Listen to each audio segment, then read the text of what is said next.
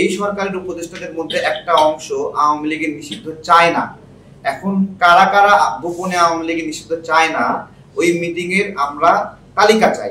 যারা জুলাই গণঅভ্যুত্থানে অংশ নেয়নি তারা রাষ্ট্রের কর্তৃত্বের জায়গায় আসলো কিভাবে, তারা কারা, তাদের পরিচয় কি, এই বিষয়গুলো কিন্তু অনেক লুকোছাপা আছে।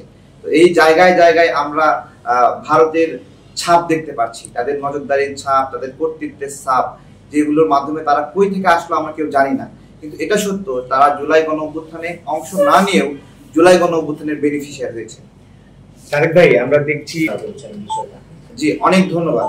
আপনি এনসিপির কথা বলেছেন। এনসিপি আওয়ামী লীগের নিষিদ্ধ চায়, এই তো এনসিপি আওয়ামী লীগের নিষিদ্ধ চাওয়ার আগে ওদেরকে আপনারা বলেন, তোমরা তোমার পাশে আওয়ামী লীগকে নিয়ে ঘোরা বন্ধ করো।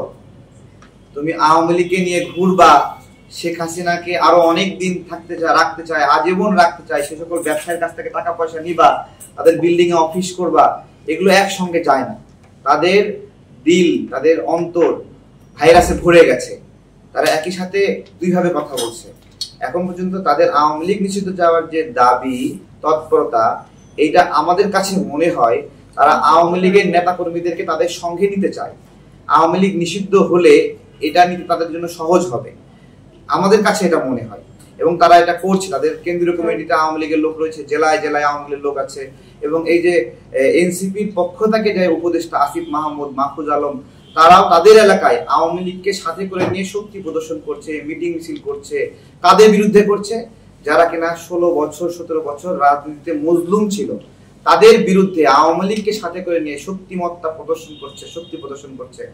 এইটা আওয়ামী লীগ নিষিদ্ধ চাওয়া আর আওয়ামী লীগকে সাথে করে নিয়ে চলা পাশাপাশি হওয়াতে এইটা তাদের কথাতে এটা বিশ্বাসযোগ্য কথা না। পাশাপাশি আপনার হলো তারা যে ভাড়া করে লোক নিয়ে এসে আওয়ামী লীগ নিষিদ্ধের প্রোগ্রাম করছে, এইটাতে এই যারা আমরা আওয়ামী লীগ নিষিদ্ধ চাই, আমাদের মর্যাদা নষ্ট হয়। আওয়ামী লীগ নিষিদ্ধের যে কর্মসূচি, সেইখানে লক্ষ লক্ষ কোটি কোটি মানুষ আসবে স্বতঃস্ফূর্ত হবে, ওইখানে বস্তি থেকে ভাড়া করে আনতে হবে কেন, তাই না? সুতরাং তাদের যে আয়োজন, তাদের যে ডাক, এই জায়গায় মানুষ সাড়া দিচ্ছে না। মানুষ আওয়ামী লীগ চাচ্ছে, কিন্তু যারা আওয়ামী লীগের পুনর্বাসন, মানে মানুষ আওয়ামী লীগের নিষিদ্ধাজ্ঞা চাচ্ছে, কিন্তু যারা আওয়ামী লীগ পুনর্বাসন করে তাদের মুখ থেকে যখন আওয়ামী লীগ নিষিদ্ধের কথা আসে, তখন ব্যাটে বলে মেলে না, মানুষের বিশ্বাস এবং চোখে যা দেখে মিলতেছে না, যার ফলে তাদেরকে ভাড়া করে লোক নিয়ে আসতে হচ্ছে।